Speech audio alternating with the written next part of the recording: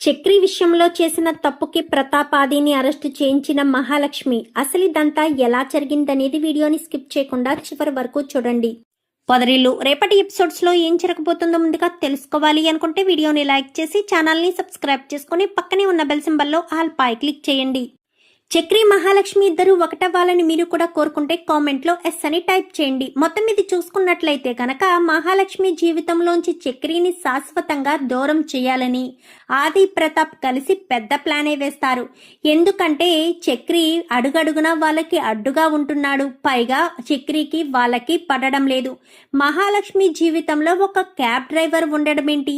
నా కూతురు సంతోషంగా ఉండాలి. ఈ ఇంట్లో బంగారు బొమ్మలా పెరిగిన అమ్మాయికి క్యాబ్ డ్రైవర్ భర్తగా ఉండడం నేను చూసి తట్టుకోలేనంటూ ఇంకా లలిత చెప్పడంతో పాటు ఇంకా అన్నయ్యన ఆది, తండ్రి అయిన ఇంకా ప్రతాప్ వీళ్ళు కూడా మాట్లాడుకుని మొత్తానికి ముగ్గురు కలిసి ప్లాన్ చేసి ఒక 50 లక్షల వరకు క్యాష్ ఉన్న ఒక బ్యాగ్లో బంగారము, డబ్బు అన్నీ కలిపి ఉన్న బ్యాగ్ని కాస్త అందరి ముందు తీసుకొచ్చి బయట పెడతారు.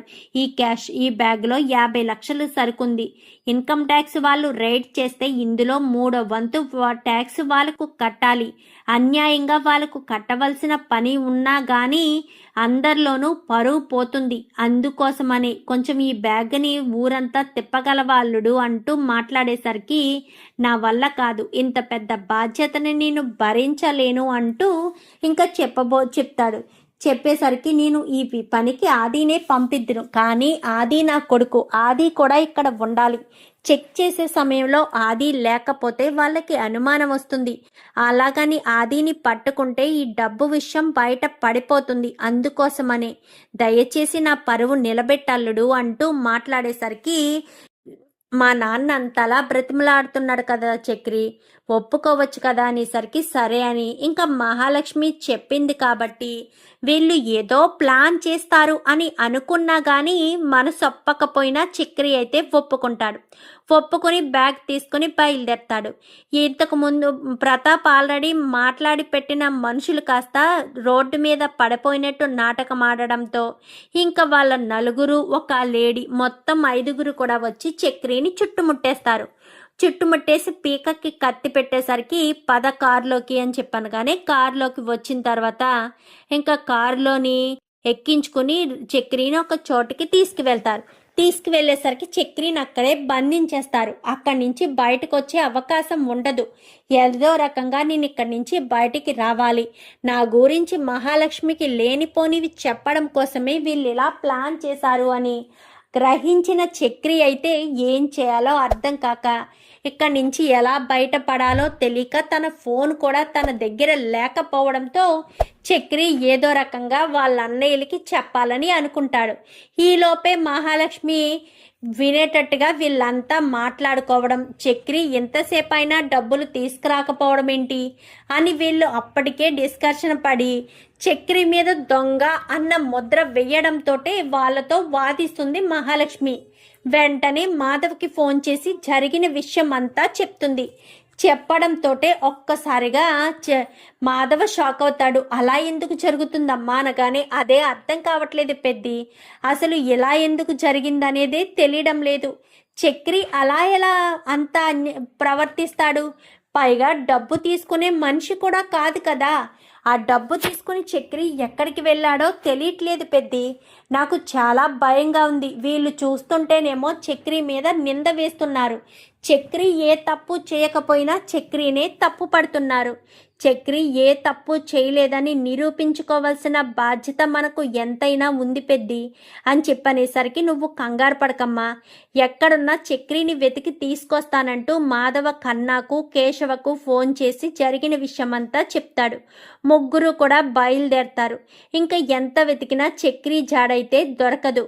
ఇంకా చక్రికి ఒక కీప్యాడ్ ఫోన్ దొరకడంతో కీప్యాడ్ ఫోన్ నుంచి మాధవకు ఫోన్ చేసి నేను ఎక్కడున్నానో ఏంటో తెలియదు, నన్ను దాచిపెట్టారు, డబ్బులు కూడా వాళ్ళ దగ్గరే ఉన్నాయి అని చెప్తాడు.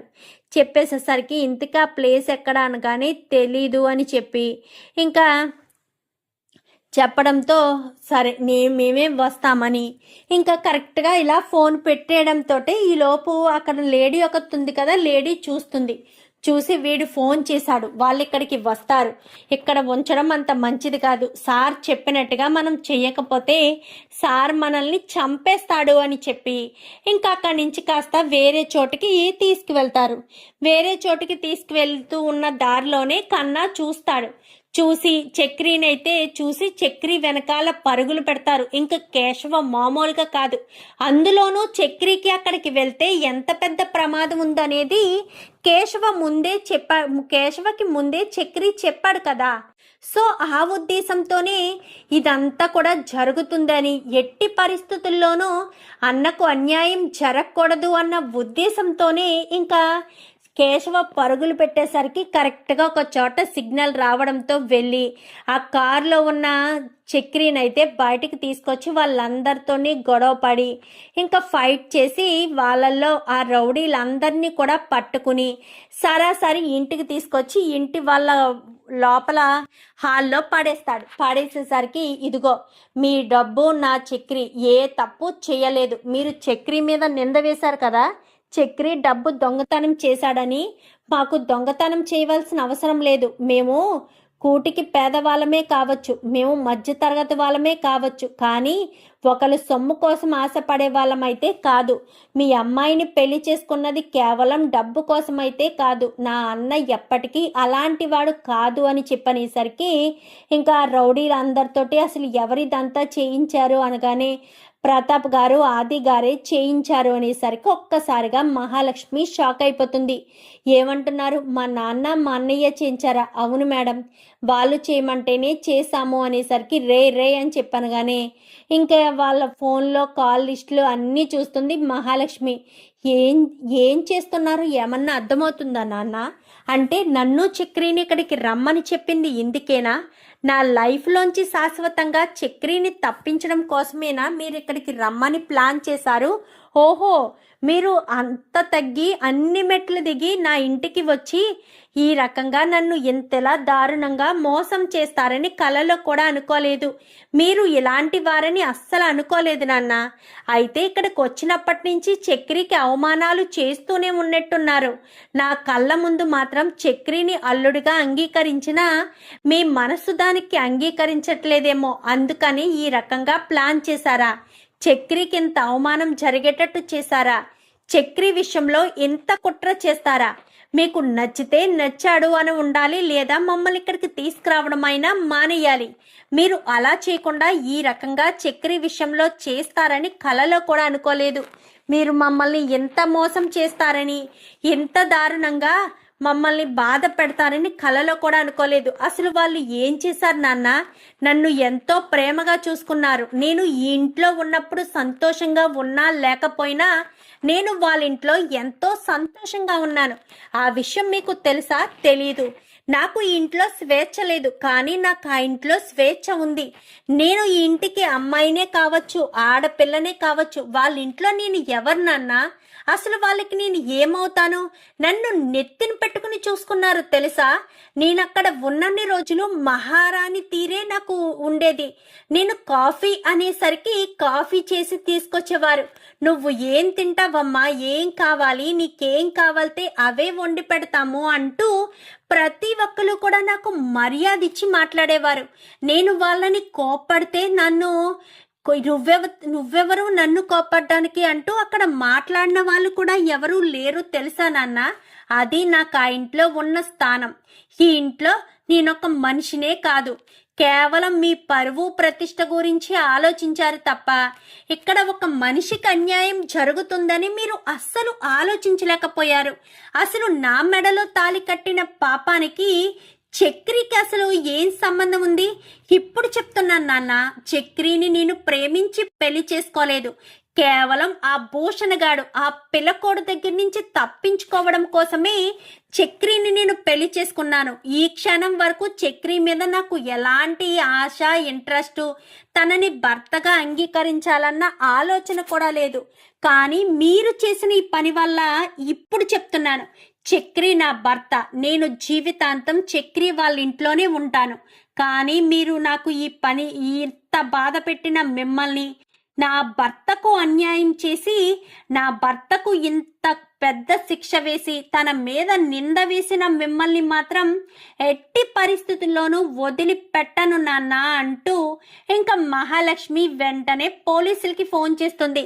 అమ్మ మహా, ఎందుకు వదిలే మహా, వాళ్ళు ఎవరో కాదు మీ అన్నయ్య వాళ్ళే కదా, వదిలేసే మహా అనగానే ఎలా వదిలేస్తాను పెద్ది, అక్కడ శిక్ష పడింది నా భర్తకు, నా భర్త మీద నింద పడింది, అంత ఈజీగా ఎలా వదిలేస్తాను పెద్ది, అస్సలు వదిలిపెట్టను, పోలీసులు రావాల్సిందే, వీళ్ళిద్దరినీ అరెస్ట్ చేయాల్సిందే, వీళ్ళ చేసిన కుట్రేంటో మొత్తం బయట పెడతాను అని చెప్పనేసరికి ఎందుకు మహా, ఎందుకు చిన్నదాన్ని పెద్దదాన్ని చేస్తున్నావు, వదిలేసే మహా అంటూ హారిక అంటుంది. వదిలేయాలా, ఎలా వదిలేయాలక్క, ఎలా వదిలేయాలి వదినా, ఆల్రెడీ నీ భర్త మా మావయ్య గారిని కత్తితో పొడిచాడు, అప్పుడు వదిలేశారు వాళ్ళు, లేదంటే వాళ్ళు నీ భర్తను ఏమీ చేయలేరనుకుంటున్నావా, లేక పోలీస్ కంప్లైంట్ ఇవ్వలేరనుకుంటున్నావా, సర్లే కదని వదిలేశారు, ఇప్పుడు నేను వదిలేస్తాను అని ఎలా అనుకున్నావు, నా భర్త విషయంలో తప్పు చేస్తే అలా ఎలా వదిలేస్తాననుకున్నావు, ఎట్టి పరిస్థితుల్లోనూ వదిలిపెట్టను అని చెప్పి ఇంకా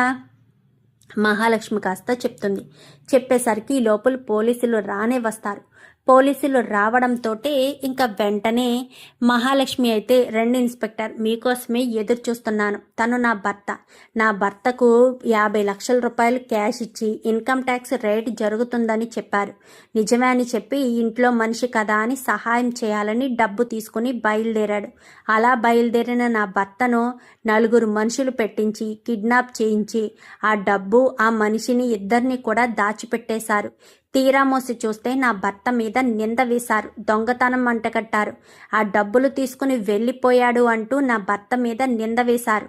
నేను అది నిజమని నమ్మి నా భర్తను తప్పు పడితే తర్వాత వీళ్ళ నిజ స్వరూపాలు ఏంటో నాకు అప్పుడు అర్థమయ్యాయి. ఎందుకంటే నా భర్త ఏ తప్పు చేయలేదని, కావాలని వీళ్ళు ప్లాన్ ప్రకారమే నా భర్తను నా లైఫ్లోంచి తొలగించాలని, అంటే మేమిద్దరం ప్రేమించి పెళ్లి చేసుకున్నాం, పలానా స్టేషన్లోనే మా పెళ్లి జరిగింది, అందుకోసం మా పెళ్లి నుంచి నా భర్త నుంచి నన్ను విడదీయాలి అన్న ఒకే ఒక్క కారణం చేత, కావాలి అన్న ఉద్దేశంతోనే నా భర్తను ఈ రకంగా ప్లాన్ చేసి నా భర్త మీద ఇంత నింద వేశారు అంటూ చెప్పేసేసరికి ఇంకా ఒక్కసారిగా ఇన్స్పెక్టర్, ఇదంతా కూడా మీరు రాతపూర్వకంలో కంప్లైంట్ ఇవ్వాలి మేడం అని చెప్పాను. కానీ సరే సార్, నేను స్టేషన్కి వచ్చి కంప్లైంట్ ఇస్తాను, ముందు వీళ్ళిద్దరిని అరెస్ట్ చేసి తీసుకువెళ్ళండి అని చెప్పి ఇంకా మహాలక్ష్మి కాస్త చెప్తుంది.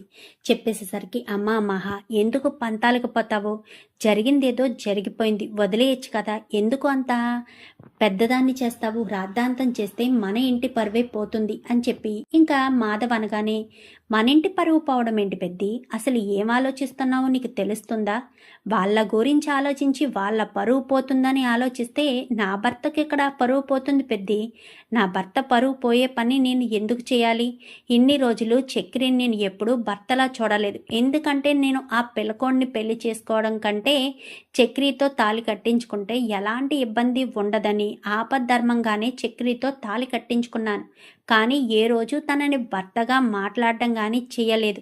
ఇప్పుడు చెప్తున్నాను, చక్రి నా భర్తకు అవమానం జరిగిన వాళ్ళు ఎవరైనా సరే, వాళ్ళు నా తోడబుట్టిన అన్నయ్య, నా తండ్రి అయినా సరే, ఎవరైనా సరే నేను అస్సలు వదిలిపెట్టను, ఎవరినైనా సరే నేను ఈ రకంగానే శిక్షిస్తాను, శిక్షించక తప్పదు అని చెప్పి మాట్లాడేసరికి ఇంకా ఏం మాట్లాడాలో ఏం చెయ్యాలో కూడా అర్థం కాదు ప్రతాప్కి. ఇలా దొరికిపోయానేంటి, మహాలక్ష్మి దృష్టిలో బ్యాడ్ అవ్వకూడదు అని పగడ్బందీగా ప్లాన్ చేస్తే ఈ అన్నదమ్ములంతా కలిసి నన్ను ఎలా బుక్ చేశారేంటి అని అనుకుంటూ ఉంటాడు ఇంకా ప్రతాప్. అయితే ఏంటి నాన్న, ఏంటి ఇలా జరిగింది, మనం తప్పించుకోలేమా అనగానే, తప్పించుకోవడం చాలా కష్టం రా, రెడ్ హ్యాండెడ్గా మహాలక్ష్మికి దొరికిపోయాము, ఇంకా మహాలక్ష్మి మనల్ని అరెస్ట్ చేయించక తప్పదు. మేడం ఒక్కసారి ఆలోచించుకోండి, ఇది మీ ఫ్యామిలీ విషయం, ఒక్కసారి కూర్చుని మాట్లాడుకుంటే ప్రాబ్లం సాల్వ్ అవుతుందేమో. లేదు ఇన్స్పెక్టర్, ఫ్యామిలీ విషయం కాదు, ఫ్యామిలీ విషయం అనుకున్న వాళ్ళైతే నా భర్తను ఎందుకు ఈ రకంగా ఇరికించాలని రౌడీల చేతికి అప్పగిస్తారు, అంటే నా భర్తను ఏదో చేయాలని వీళ్ళు ప్లాన్ చేసినట్టే కదా, వీళ్ళ ప్లాన్ ఎలా నేను ఒప్పుకుంటాను, వీళ్ళు ఎట్టి పరిస్థితుల్లో బయట ఉండడానికి వీల్లేదు, వీళ్ళు చేసిన తప్పుకి తగిన శిక్ష పడాల్సిందే, నా భర్తను ఇలా చేసినందుకు ఖచ్చితంగా నా భర్తను పకడ్బందీగా ప్లాన్ చేసి అక్కడ ఉన్న మమ్మల్ని ఇక్కడికి పిలిపించి ప్రతి క్షణం నా భర్తను ఏదో ఒకటి అంటూనే ఉన్నారు అని నాకు ఇప్పుడు అర్థమవుతుంది. కానీ పైకి చక్రి మాత్రం నవ్వుతూ కనిపించేసరికి నేను బాగానే చూసుకుంటున్నారు అనుకున్నాను. వాళ్ళ మనసులో ఇంత కుట్ర కుతంత్రాలు ఉన్న తర్వాత చక్రిని బాగా ఎలా చూసుకుంటారు? బాగా చూసుకునే అవకాశం కూడా లేదని క్లియర్గా నాకు అర్థమవుతుంది. వద్దు, ఇక వీళ్ళని క్షమించైతే నేను ఊరుకోలేను, క్షమించలేను కూడా. వీళ్ళు ఎట్టి పరిస్థితుల్లోనూ నేను ఊరుకునే మనస్తత్వం నాది కాదు, వీళ్ళని నేను క్షమించలేను అంటూ ఇంకా మహాలక్ష్మి కాస్త అనేసరికి అది కాదమ్మ మహా, అది కాదు అంటూ ఇంకా ఎంతగానో నచ్చ చెప్పాలని ఎంతమంది ట్రై చేసినా కానీ మహాలక్ష్మి మాత్రం ఎట్టి పరిస్థితుల్లోనూ అస్సలు ఊరుకోదు. వాళ్ళిద్దరినీ అరెస్ట్ చెయ్యాల్సిందే అంటూ పట్టుపట్టేసరికి ఇంకా ఏం మాట్లాడాలో ఏం చెయ్యాలో అర్థం కాక ఇంకా వీళ్ళంతా కూడా సైలెంట్ అయిపోతారు. వాళ్ళిద్దరినీ అరెస్ట్ చేసి తీసుకువెళ్ళిపోతారు. మహాలక్ష్మి కాస్త స్టేషన్కి వెళ్తుంది, చక్రిని తీసుకుని వెళ్ళి చక్రితోటే కంప్లైంట్ ఇప్పిస్తుంది. మహాలక్ష్మి కూడా కంప్లైంట్ ఇచ్చి కింద సంతకం పెడుతుంది. నా భర్తను ఇలా చేసిన వాళ్ళని వదిలిపెట్టొద్దు ఇన్స్పెక్టర్, తగిన శిక్ష పడాలి, ఎక్కడికైనా వచ్చి నేను సాక్ష్యం చెప్తాను అని చెప్పనేసరికి సరే మేడం అని చెప్పి ఇంకా చక్రిని తీసుకుని సరాసరి ఈ ఇంటి గడపంటూ తొక్కను, నన్నుగా ఈ ఇల్లు ఎప్పుడూ గుర్తించలేదు, నన్ను ఈ ఇల్లు ఎప్పుడూ అవమానం చేస్తూనే ఉంది. ఇంకా అలా చేసినా కానీ నేను ఇంకా నాన్న ఇంటికి వచ్చాడు అని చెప్పి ఇంకా వచ్చినా నాకు ఈ రకంగా అవమానం చేసి నా భర్త విషయంలో ఇంత దారుణంగా చేస్తారని కలలో కూడా అనుకోలేదు. నేను మాత్రం ఎవరిని క్షమించేది లేదు, ఎవరిని వదిలిపెట్టేదే లేదు అంటూ ఇంకా మహాలక్ష్మి కాస్త రా చక్రి అని చక్రి చేయి పట్టుకుని వాళ్ళ లగేజీ తీసుకుని సరాసరి అక్కడి నుంచి ఇంటికి వచ్చేస్తుంది. అమ్మ మహాలక్ష్మి ఉండండి, మీ ఇద్దరికీ దిష్టి తగిలినట్టుందని మాధవ్ కాస్త గబగబా లోపలికి వెళ్ళి వాళ్ళిద్దరికీ దిష్టి తీసి మరీ ఇంట్లోకి ఆహ్వానిస్తాడు. అసలు క్షమించండి పెద్ది, క్షమించు చక్రి అని చెప్పి అందరికీ క్షమాపణ చెప్తుంది. నువ్వేం తప్పు చేసావమ్మా, నువ్వు మమ్మల్ని క్షమించమని అడుగుతున్నావు అనగానే మా అన్నయ్య మా నాన్న చేసిన తప్పుకి నేను మిమ్మల్ని క్షమించమని అడగడంలో ఎలాంటి తప్పు లేదు, అయినా మా వాళ్ళు ఇంత దారుణంగా ప్రవర్తిస్తారని అస్సలు అనుకోలేదు. మా వాళ్ళు ఈ రకంగా ప్లాన్ చేసి మరీ మోసం చేస్తారని కలలో కూడా అనుకోలేదు. నేను ఇంత పెద్ద పొరపాటు జరుగుతుందని కానీ ఇంత పెద్ద తప్పు జరుగుతుందని కానీ నేను ఆలోచించలేకపోయాను పెద్ది. మా నాన్న మారాడు కదా, నా కోసం నా మీద ఉన్న ప్రేమతో మెట్లు దిగొచ్చి నన్ను ప్రేమగా చూసుకోవడం కోసమే ఇదంతా చేశాడు అనుకున్నాను. కానీ ఈ రకంగా ప్లాన్ చేశాడని కలలో కూడా అనుకోలేదు. నేను ఎంత పెద్ద తప్పు పొరపాటు చేశాననేది నాకు ఇప్పుడు అంతా అర్థమవుతుంది అంటూ ఇంకా చక్రి కాస్త మహాలక్ష్మి కాస్త చేతులు జోడించి అందరినీ కూడా క్షమాపణ అడుగుతుంది. అమ్మా మహా, నువ్వేమీ క్షమాపణ చెప్పాల్సిన అవసరం లేదమ్మా. మీ వాళ్ళు చేసిన తప్పుకి నువ్వు మాకు ఎందుకు క్షమాపణ చెప్పాలి, నువ్వు మాకు ఎందుకు ఈ రకంగా చేయాలి, వదిలేసేయమ్మా అని చెప్పనేసరికి లేదు పెద్ది, నేను చేసిన పొరపాటు నాకు తెలిసింది, నేను ఎంత పెద్ద తప్పు పొరపాట్లు చేశానో కూడా నాకు అర్థమైంది. ఇక మీదట నేను ఎవరిని బాధ పెట్టదలుచుకోలేదు. ఆ ఇంటికి వాళ్ళు నన్ను ఇంటికి వచ్చి పిలిచినా కానీ నేను ఎక్కడికి రాను అని ఖచ్చితంగా చెప్పేస్తానమ్మా అని చెప్పేస్తాను పెద్ది అని చెప్పాను. కానీ అది కాదమ్మా, పంతాలు వద్దు, ఎవరు ఏం తప్పు చేశారో ఏంటో వదిలేచ్చు కదా, ఎందుకు అంత రాద్ధాంతం చెయ్యడం అని చెప్పి మాట్లాడేసరికి ఇంకా లేదు పెద్ది, రాద్ధాంతం కాదు, నా బాధ అలాగా మీకు అనిపించట్లేదు, నేను ఎంత బాధపడుతున్నాననేది నాకు మాత్రమే తెలుసు పెద్ది. చక్రి ఏం తప్పు చేశాడు, నేను చెప్పిందల్లా చేసుకుంటూ వచ్చాడు, అలాంటిది చక్రి విషయంలో అని చెప్పి ఎంతగానో ఏడుస్తూ బాధపడుతూ ఉంటుంది మహాలక్ష్మి. అమ్మ మహా, వదిలేసే, ఈ విషయం గురించి వదిలేసే, నువ్వు వెళ్ళు, లోపలికి వెళ్ళి రెస్ట్ తీసుకో, రే వెళ్ళి ఎవరి పని వాళ్ళు చేసుకోండి. ఇలాగే మాట్లాడుతూ ఉంటే డిస్కషన్ పెరుగుతుంది. మహాలక్ష్మి ఇంకా బాధపడుతూ ఉంటుంది. ఆ ఇంటి నుంచి అయితే మహాలక్ష్మి వచ్చేసింది కదా, చక్రికి కూడా ఏమీ కాలేదు కదా, వాళ్ళ నాన్నని వాళ్ళ అన్నయ్యని అరెస్ట్ చేయించింది కదా మహాలక్ష్మి. వదిలేసే, వదిలేసి ఎవరి మనాన్న ఎవరి పనులు వాళ్ళు చేసుకుంటే బాగుంటుంది అని. ఇంకా మహాలక్ష్మి కాస్త మాధవ్ కాస్త చెప్పడంతో ఎవరి పనుల్లోకి వాళ్ళు వెళ్ళిపోతారు. ఇంకా గదిలోకి వెళ్ళిన మహాలక్ష్మి జరిగిన విషయం గురించి ఆలోచిస్తూ చాలా చాలా బాధపడుతూ ఉంటుంది. ప్రతి క్షణం ఇలానే నా ఇంటి వాళ్ళ ముందు వీళ్ళు అవమానపడుతూనే ఉన్నారు. తప్పు నాది, అనవసరంగా నేనే తప్పు చేశాను అని ఎంతగానో వేదన చెందుతూ ఎంతగానో బాధపడుతూ ఉంటుంది మహాలక్ష్మి అయితే. ఇంకా చక్రి అయితే ఆలోచిస్తూ ఉంటాడు, మహాలక్ష్మిలో ఎంత మార్పేంటి, నిజంగానే ఆవేశంలో నన్ను భర్తగా అంగీకరిస్తాను అని చెప్తుందా, లేక నిజంగానే నన్ను భర్తగా అంగీకరిస్తుందా అని ఆలోచిస్తూ ఉంటాడు ఇంకా చక్రి. అలా ఆలోచించిన చక్రి అయితే ఇంకా సర్లే ఏదైతే అదే అవుతుంది, ఏదైనా మన మంచికి అనుకుని ముందుకు సాగడం తప్ప వేరేది లేదని ఇంకా ఆ రోజు చక్రి రెస్ట్ తీసుకుని ఆ మరుసటి రోజు నుంచి తన పని తాను చేసుకుంటాడు. మహాలక్ష్మిలో కూడా కొద్దిగా మార్పు వస్తుంది. ఇంటర్వ్యూ కోసమని వెళ్తుంది మహాలక్ష్మి. అలా ఇంటర్వ్యూ కోసమని వెళ్ళి ఇంకా తన వర్క్ తాను చేసుకుంటూ తన పని తాను చేసుకుంటుంది. ఇంకా కోర్టు హీరింగ్ ఉందనగానే వాళ్ళిద్దరినీ కూడా కోర్టుకి రమ్మనేసరికి ఇంకా ఇలాంటి పరిస్థితి ఎలా చేశారు, కావాలని పగడ్బందీగా ప్లాన్ చేశారు అంటూ మొత్తం అంతా కూడా మహాలక్ష్మి కోర్టులో చెప్తుంది. చెప్పినందుకు గాను ఇంకా ప్రతాప్కి ఆదికి శిక్ష పడుతుంది. శిక్ష పడడంతో హారిక అలాగే వాళ్ళమ్మ లలిత కూడా మహాలక్ష్మిని మాట అనడానికి సిద్ధపడేసరికి మీరు నన్ను అనడానికి సరిపోరు, నేను ఎంతో కష్టపడ్డ చదువు సర్టిఫికెట్లు కూడా చింపి పడేసిన మీరు మీ గురించి నేనెందుకు ఆలోచించాలి, నాకు మీ గురించి ఆలోచించవలసిన అవసరం లేదు, నా భవిష్యత్తుని నేను చూసుకోగలను, నా భవిష్యత్తు ఏంటో నాకు తెలుసు, నా జీవితం ఎక్కడ మొదలైందో ఎక్కడ ముగుస్తుందో కూడా నాకు తెలియకపోవచ్చు కానీ నా భవిష్యత్తుని నేను రూపుదిద్దుకోగలను అని చెప్పి మహాలక్ష్మి కాస్త అక్కడి నుంచి వెళ్ళిపోతుంది. ఇంకా అలా వెళ్ళిపోయిన మహాలక్ష్మి ఇంటికి వచ్చిన తర్వాత ఇంట్లో వాళ్ళందరితోటూ కలిసిపోయి ఇంకా ఇంట్లో కోడలు స్థానంలో ఏ రకంగా ఉంటుందో, ఇన్ని రోజులు కోడలుగా అనుకోలేదు కదా, కేవలం ఆ ఇంట్లో ఒక మెంబర్గా లేదంటే ఒక చుట్టం చూపుకి వచ్చిన చుట్టం మనిషిలా మాత్రమే మహాలక్ష్మి ప్రవర్తించేది. కానీ అప్పటి నుంచి కూడా చక్రి భార్యలా ఉంటే ఆ ఇంట్లో కోడలి హోదాలో ఎవరిని ఎలా పిలవాలో, నారాయణ్ని ఎప్పుడు పేరు పెట్టి అంటే వరుసకు ఏమని పిలిచేది కాదు, కానీ నారాయణ్ని మామయ్య అని పిలవడం అంతా కూడా జరుగుతూ ఉంటుంది. ఇంకా అలా జరుగుతూ ఉన్న విషయాన్నే ఇంకా ఎవరు కూడా ఏం మాట్లాడపోయినా చక్రి అయితే మహాలక్ష్మితో ఇంతకు ముందులా కాకుండా కొంచెం సైలెంట్గానే ఉండడానికి ట్రై చేస్తాడు.